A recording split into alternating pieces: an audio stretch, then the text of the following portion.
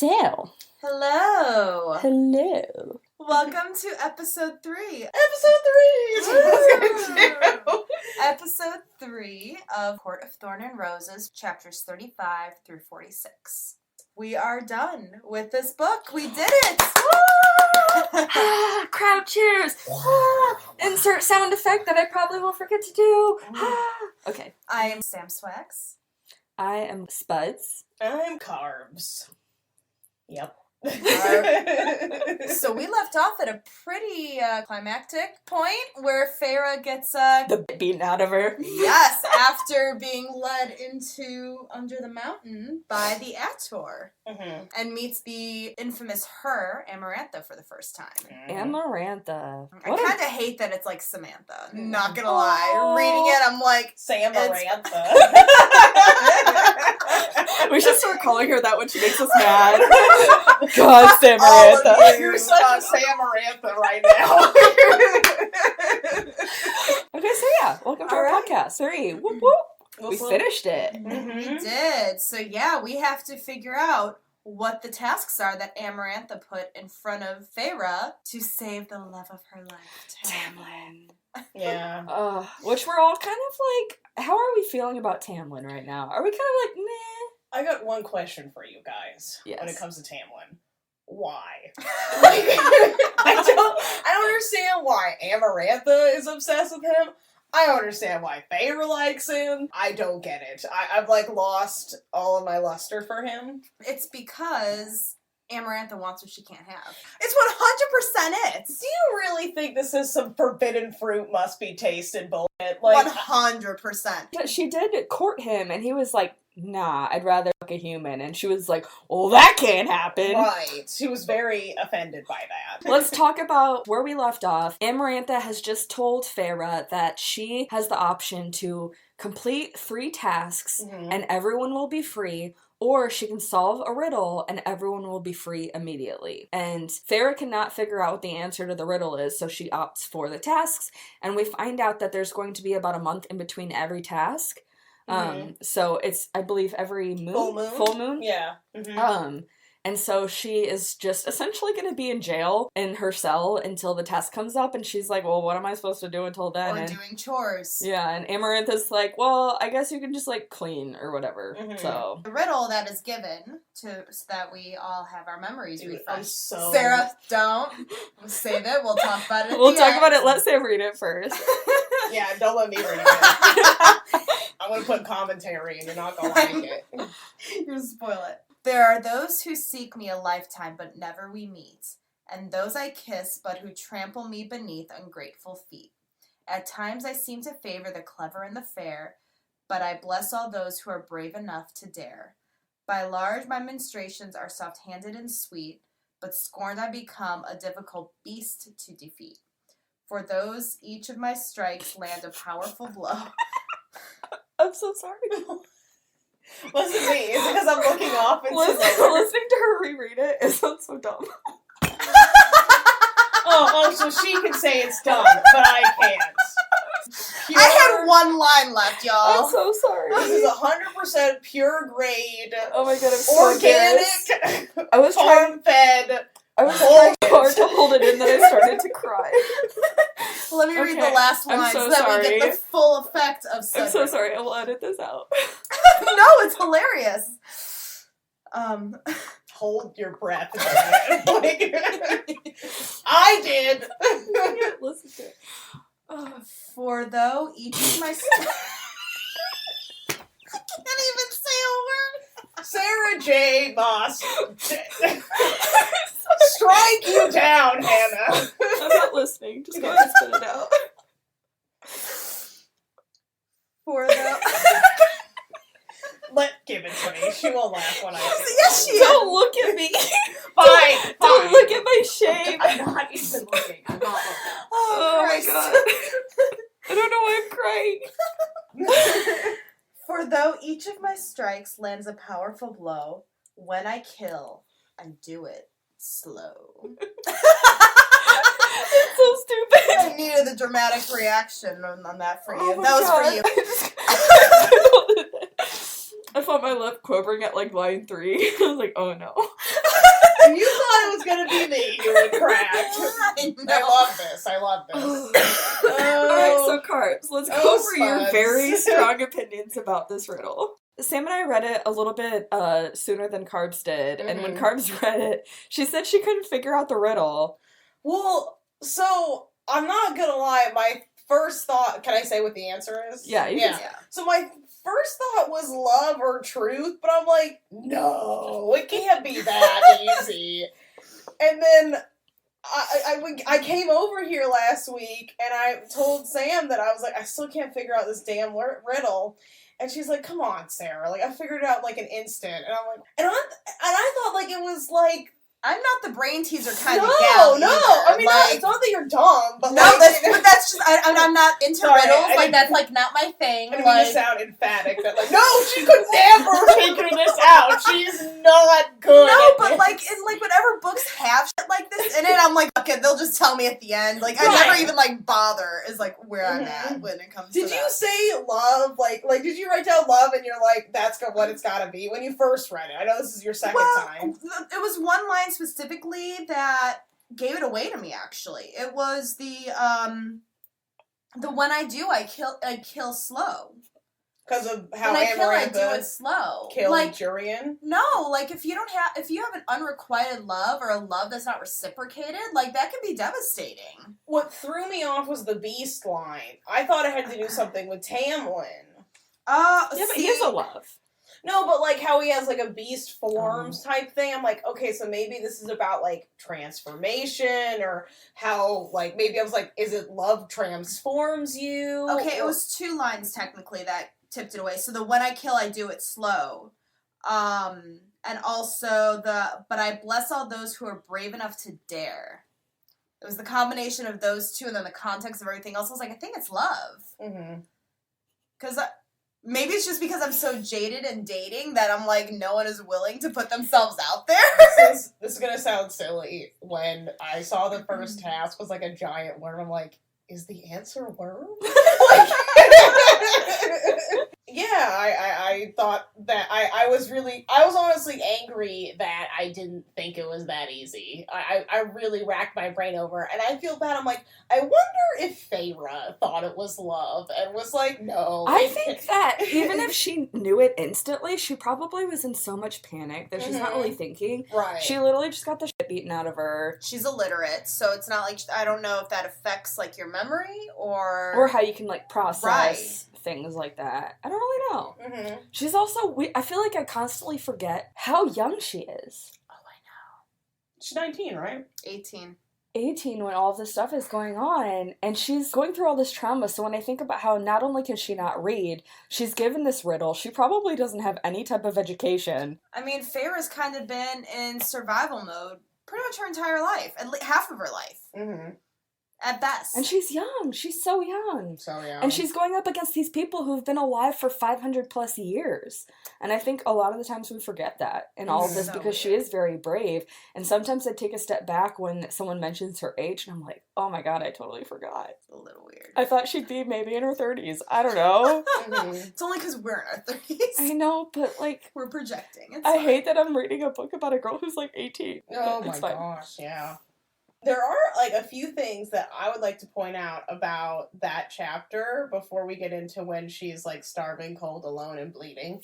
Bring it on. Well, so one thing that I noticed is that Feyre actually refers to Amarantha, she refers to it as a huntress, which, as we know, Feyre is also considered a huntress. And I believe very strongly that Amarantha and Feyre are foils of each other. Because, Oh, that's so crazy. Well, if you think about it, like, Tamlin is really the person that connects them, and I feel like Amarantha focuses so much of her anger and her ego at Feyre, which is why the first task is a hunting task. So she felt very threatened by Tamlin falling for a girl who's also a huntress, whereas Amarantha is like a conqueror. Well, and it's really interesting, too, when you put it in the context of Tamlin, because then you can also factor in Rhysand's weird fascination with Feyre throughout the last half of this book, too. Yeah. Why does everyone just love her? I'm just the Bella saying. Swan effect. It's the, High Lord of every court's like, I want a piece of that. It's like, you hate every other human. I know, I'm drinking. Oh. You need help. Fair. Anyway. So, that's a really interesting point that you made about them being foils of each other, especially not only in the dynamic of Amarantha and Feyre, but in the context of Tamlin and Rhysand. Mm-hmm. It is crazy that they're both huntresses. Mm-hmm. And she totally is, like, I feel like Amarantha does not believe that she's truly as skilled as she is, and that's why she gave her this task. Right. I agree. And I believe... I certainly believe that Amarantha gave her that first task to be like, oh, so you think you're a huntress? So the Mittengard Wyrm. Yeah. The Wyrm. Did anyone think of the Giant Peach movie? I don't remember what it was called, but I thought of that SpongeBob episode. I know what you're talking about. He writes it. And you know, remember Sandy, holds on to that dangly thing at the back of your throat? Oh my God. And she thinks she's killed the worm, but it's actually, the tongue or whatever of the creature. And I just remember she's like, oh, this is the tongue. Oh, run! Is that your impression of a Texas accent? No. Run. Yes, I was just trying. I used to be able to remember that whole song, the Texas song she sings. Oh, God, okay. So, hang on, we gotta stay on track. We're talking about the Wyrm. So the first task, Feyre is put into a giant mud maze. Mm-hmm. I don't know what else I wasn't expecting how she explained it. I could smell it. As I'm reading, I'm just, gagging for Feyre. She's thrown. She's pushed off the ledge into the maze. Yeah, she has no idea, and she didn't take the time to really contemplate the layout of the maze while she was above it. And everyone is peering down at her, all the high fae under the mountain. So she, not only does she have to go through this, she has an audience of people who hate her. And she here sees this worm start running after her, or slithering after her. And she books it, and she's literally spinning circles trying to cut it off. She realizes that it's blind. Mm-hmm. And it's reliant on her scent. Mm-hmm. And so she decides, in order to escape it, she has to coat herself in the mud shit. It's not just mud, because it's regurgitated, people. Well, that's what I'm saying. It's digested. This maze, labyrinth, whatever, is also littered in bones. From the other people or its other feasts. And then she comes up with this grand idea after she falls into a pit just littered with bones. She ends up breaking all these bones in half, and she starts just shoving them onto the bottom of this pit in a circular design. And so what her goal is to bait the worm so that it goes down into the pit and falls and impales itself on the broken bones because they're sharp after you break them. Mm-hmm. And essentially that's just what happens. I feel like there's not really a way around she does well. Yeah, it does sneak up on her. It works. It does sneak up on her, though, and it does some nasty damage to her arm. A really important part is that Rhysand sees her realize that she can mask her scent. There was a fairy that's like, what is she doing? And he goes, she's building a trap because it relies on scent to see, and Feyre just became invisible. Mm-hmm.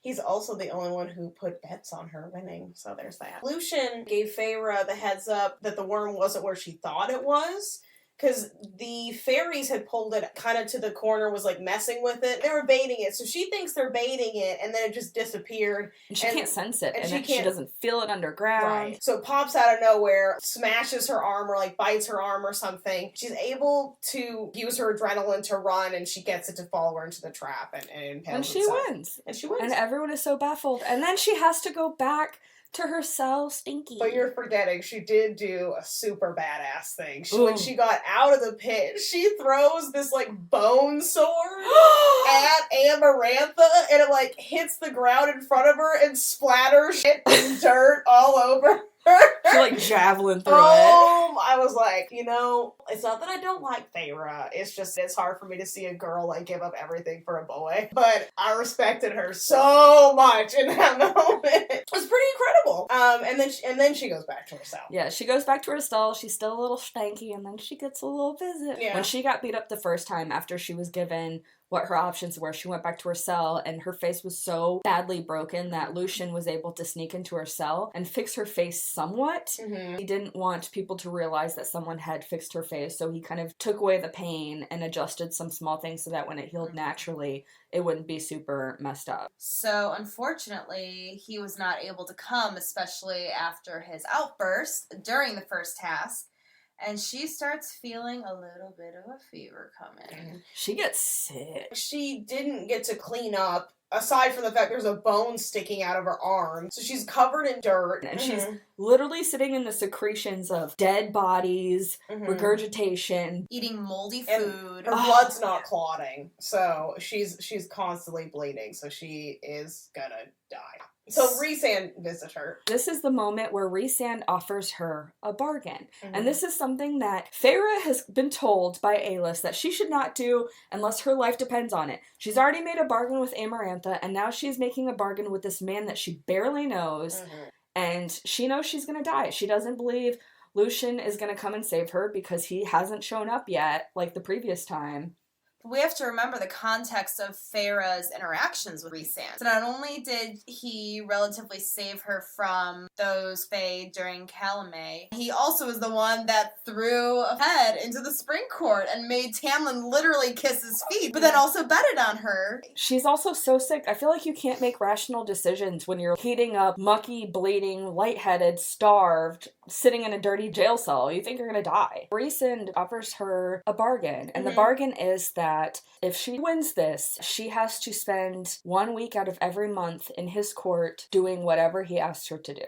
That's what they end up negotiating down to. He originally wanted 2 teensy weeks with me.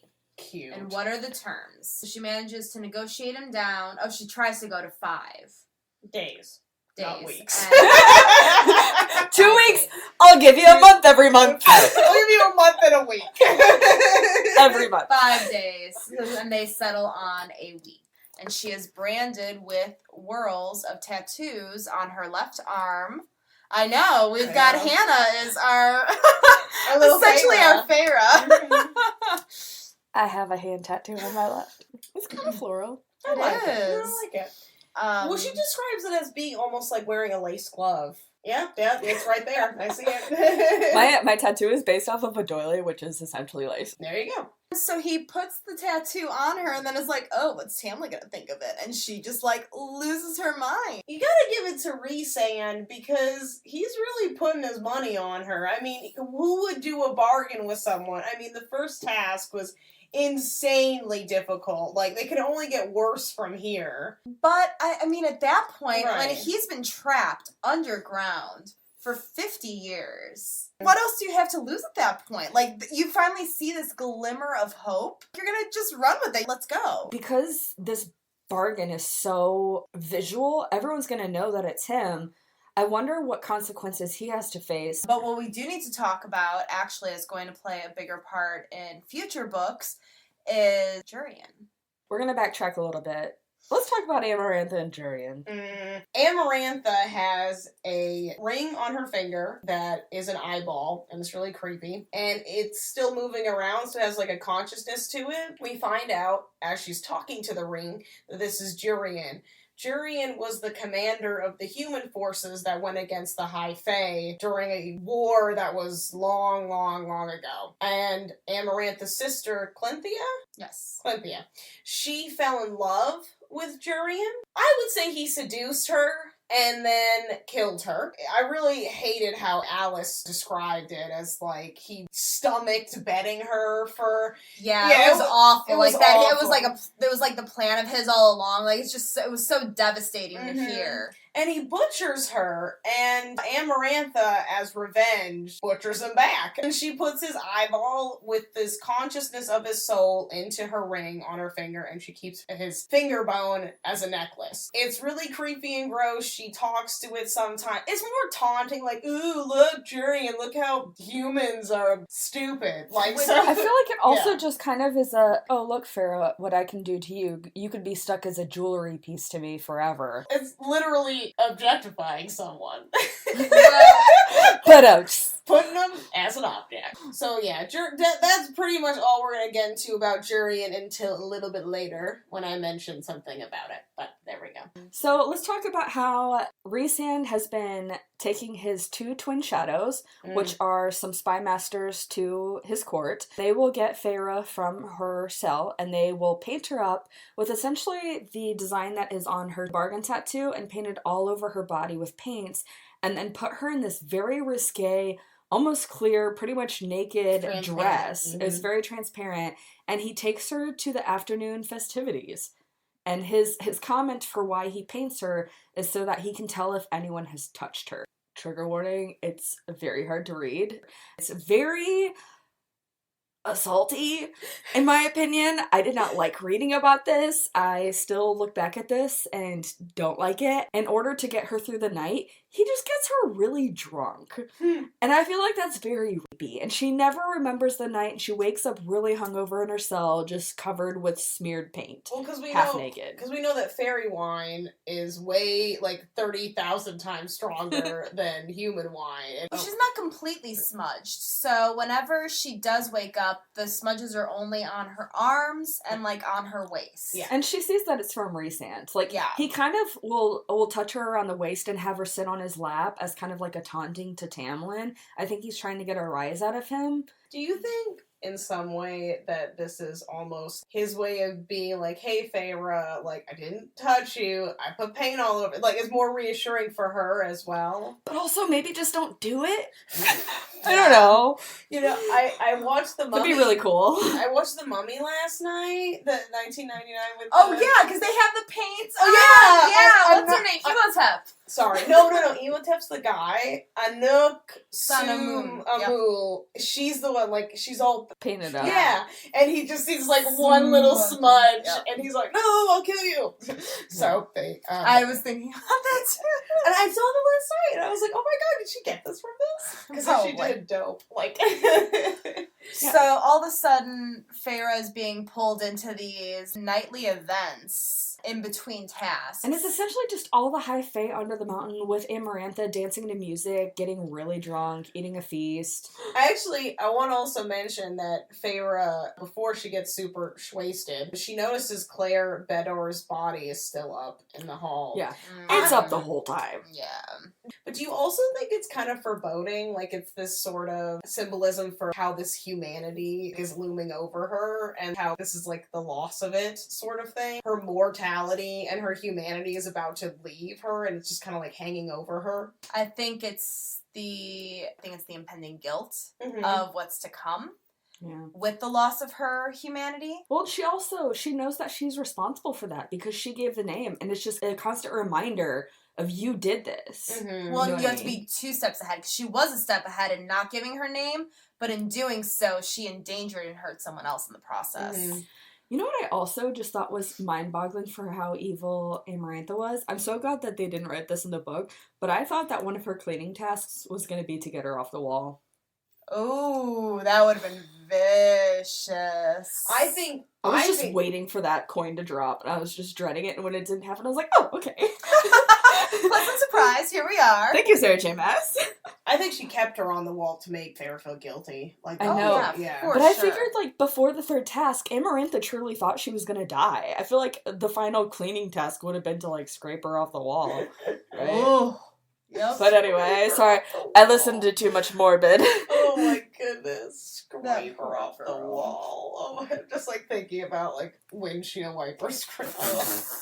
Like a little bug. I grew up in the north. I keep thinking about, we never even know if Claire Bedor was ever removed or honored or anything like that. They do talk about it before she leaves the mountain, but she was still Fair. Pinned up there like a butterfly. But Like, her family's dead. Like, there's no one to see that through if we were to go down that rabbit hole, unfortunately. But who would volunteer to do that either? After dealing with Amarantha, they're probably like, peace. Anyway, let's move on to task number 2.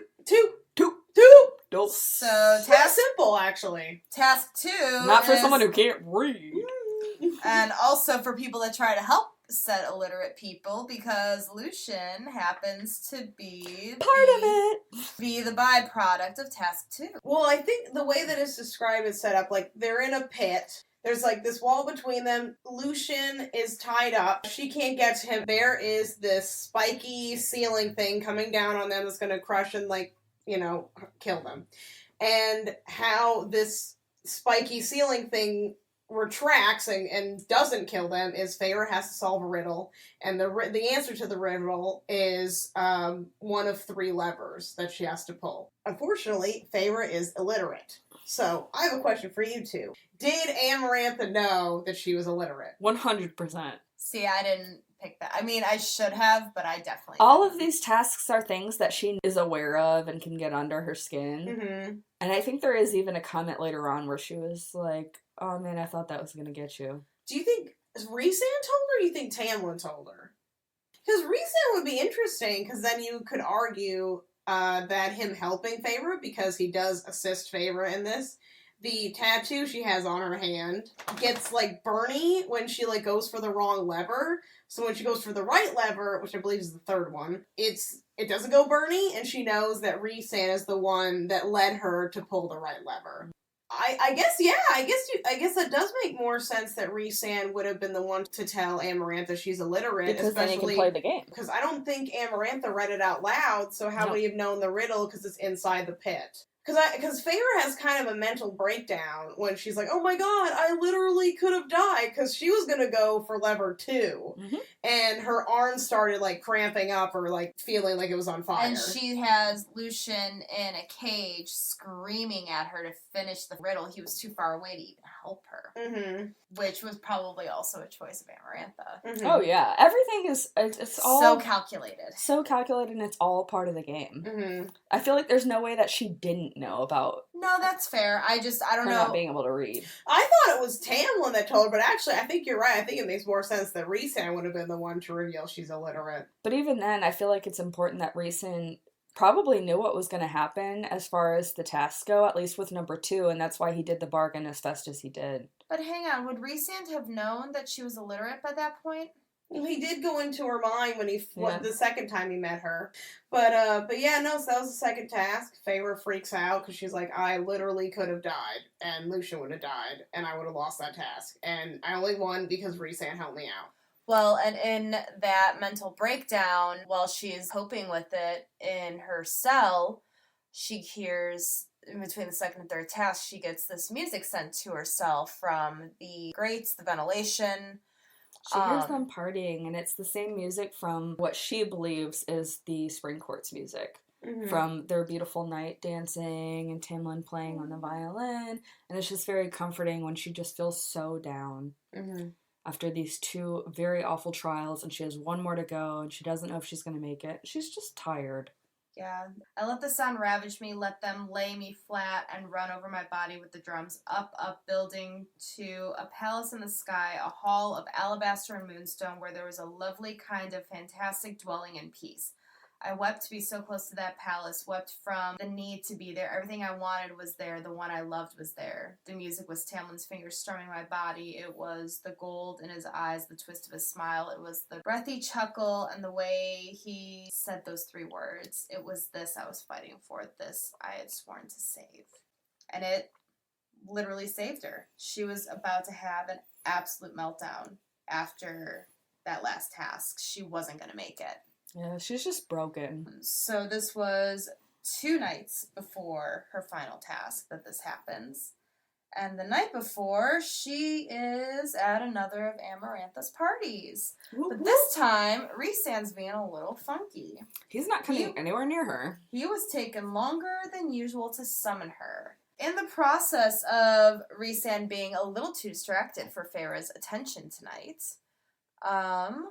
Guess who grabs Farah? Finally, the love of her life, Tamlin, finally grabs her and takes her to a back room. And instead of trying to get her to escape or giving her any word of encouragement, he just tries to fuck her. It's not as romantic as I would have liked it to have been. Yeah, I didn't know what was going on. I was so disappointed. I was like, really? This is your last moment together? And instead of maybe trying to escape or maybe giving her words of encouragement or telling her that it's been so hard watching her go through this and he's so sorry, he's like... Let's drop trial and get to it. He literally doesn't say anything to her. I know, it's infuriating. Like, how do you not say, oh my gosh, I missed you, I'm so sorry you're going through this. This is so hard watching you do these trials. You've got it, babe. Mm-hmm. So, in the process of them stripping down, Tamlin's smearing the Farah's paints.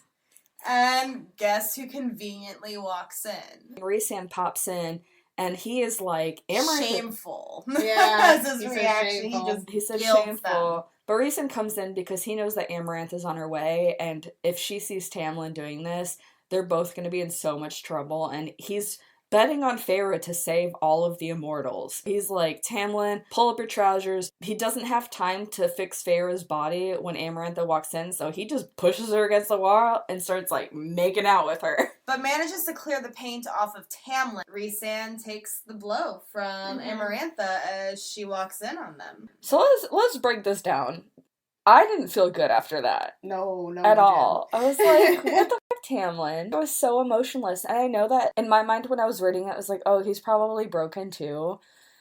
But God, poor Farah has to go through, like, the most bullshit stuff ever. From Amarantha, from Rhysand, from the High Fae around her, and all the people, like the Ador, and now Tamlin, the person that she's literally doing all this for, doesn't even have any word of encouragement. He's just like, this is it. What frustrates me so much about this scene is literally the first page of this chapter. Farah says that looking at Tamlin had been particularly hard that day. I don't know, it just reminded me of that, like, guy you date that, like, it just keeps, like, sliding into your DMs the minute you start forgetting about him. You know what I mean? This just reminded me of that, and I was not happy. And it just felt like, you know what, I'm gonna get my last fuck in there. Which is so sad. Which I know, and I know that's not very nice, and I don't know Tamlin that well. None of us do, because he lied since the beginning, so there's that. It's just not romantic.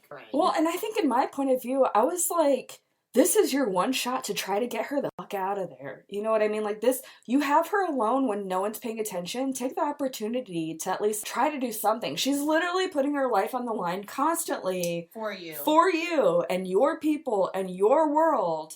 And yet, I feel like he's been so emotionless. He's not the one sneaking into her jail cell to try and heal her or do these things. Clearly, he's not always around Amarantha because Rhysand's her whore. He's actually in bed with her. Where's Tamlin when this is happening? What is he doing? I had talked to Swags about this a while ago where I was like, I just don't see why Tamlin can't do anything. Right.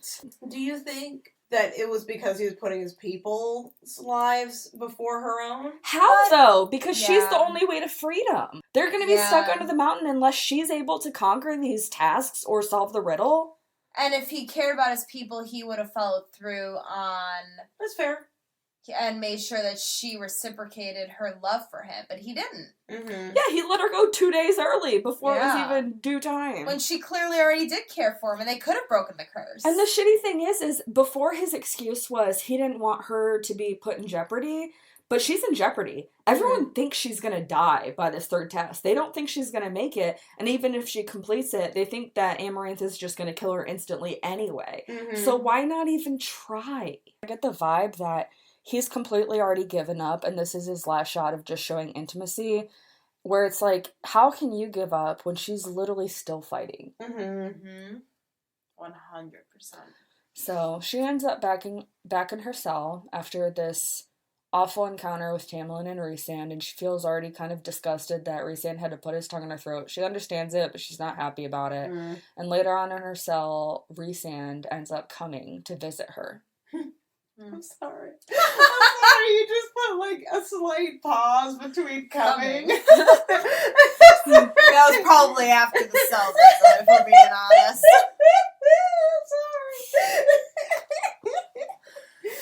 So, yes, you get to learn Sarah's tired. That's my giggle spot. I'm sorry. I guess we all have our own this episode, huh?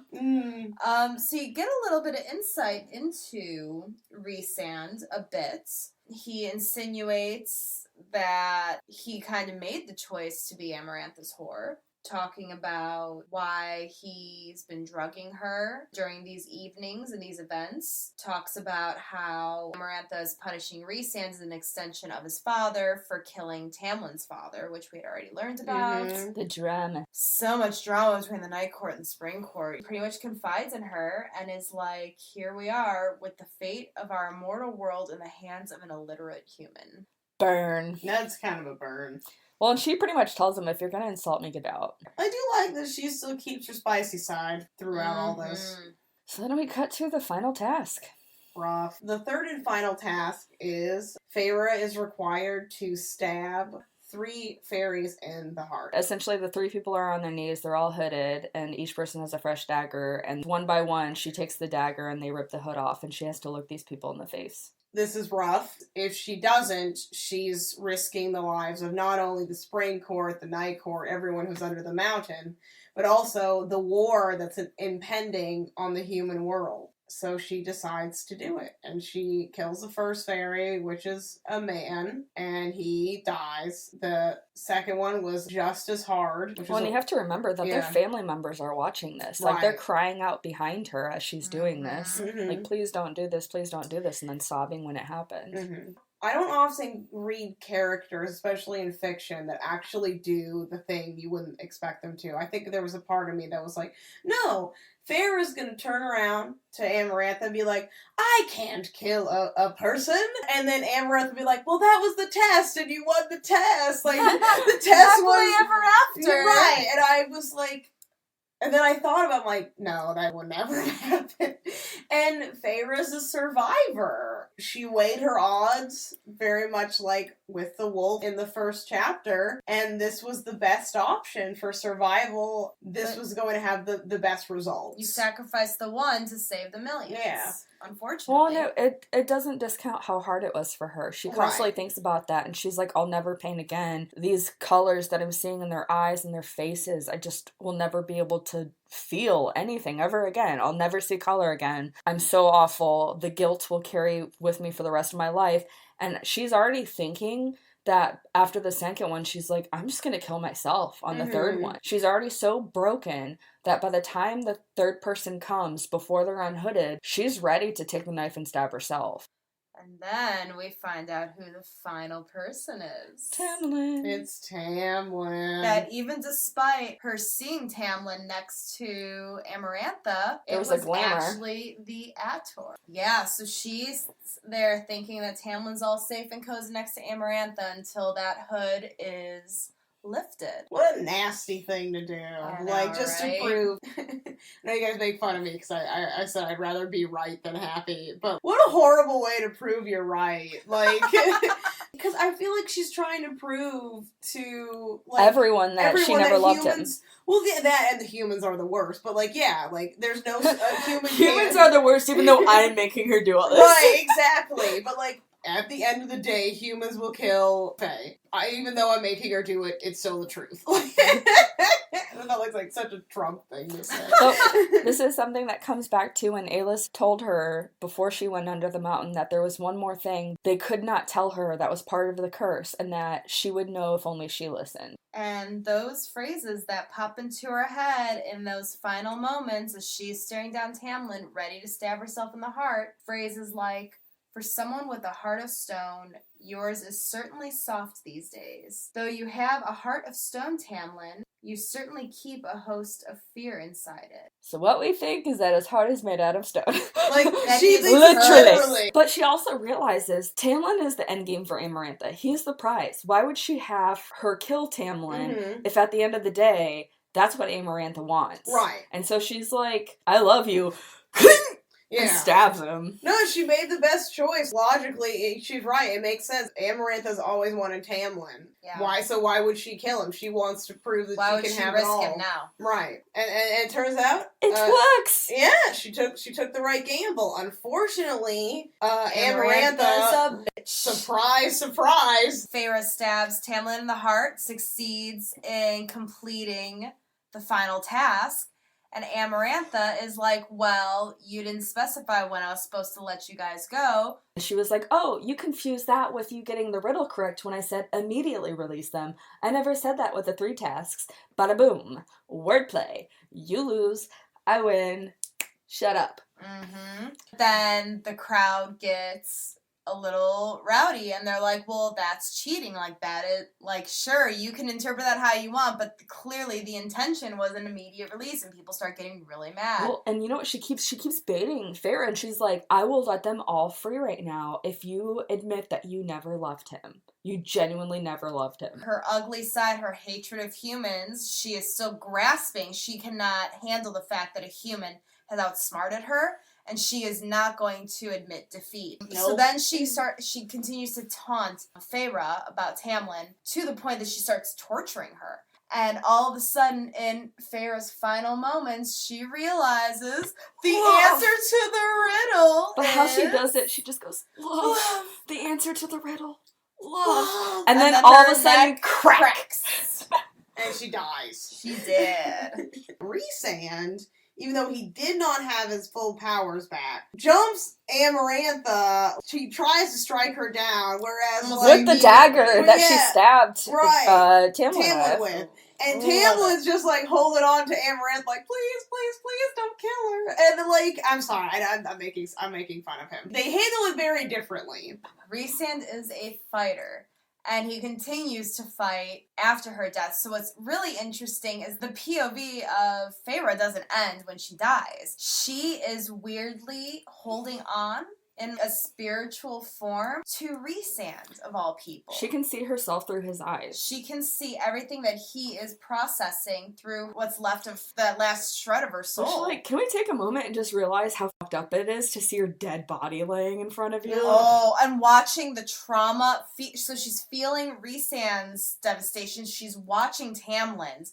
She's seeing Amarantha holding or doing whatever to her dead body. Because she got the riddle right, the curses instantly lift, and Tamlin turns into beast mode. All the men have their powers back. Let's go, baby! Stabs her in the face, goes through the wall, and then in his beast mode, rips her throat out with his teeth. Love that for him.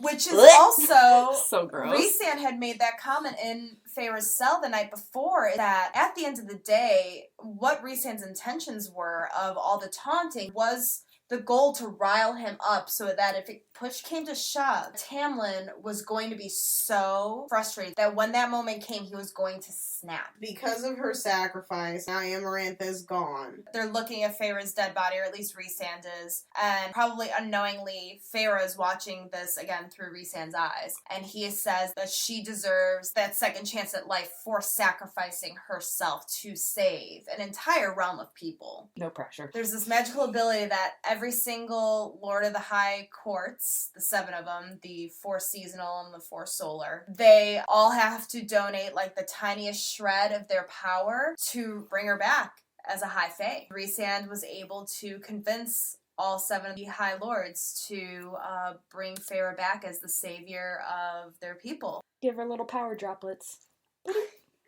And they did it. And she's lived. back and better than ever. Yeah, she's a maybe not better than ever, but now she is High Fae. Mm-hmm. She's alive. I just keep thinking of Young Frankenstein. It's so dumb. It could work. And it did. So Feyre and Tamlin are properly reunited in her new High Fae form. And it's time to go home. Quickie little goodbye to Rhysand, who's like, I'll see you 1 week a month. Wink, wink. Do you know that the ACOTAR went missing? With Jurian's finger bone and eyeball ring. So those have gone missing. I wonder what's gonna happen to them. I don't know, but I'm curious. That poor human soul hasn't been tortured enough. For a lot of people, I feel like, from people that I've talked to, just friends who are familiar with Sarah J. Maas, who haven't read ACOTAR, they have avoided it because it's known to be a little more intimate and smutty than her other series, which is, like, fine if that's the thing you're into and they just kind of were not into it.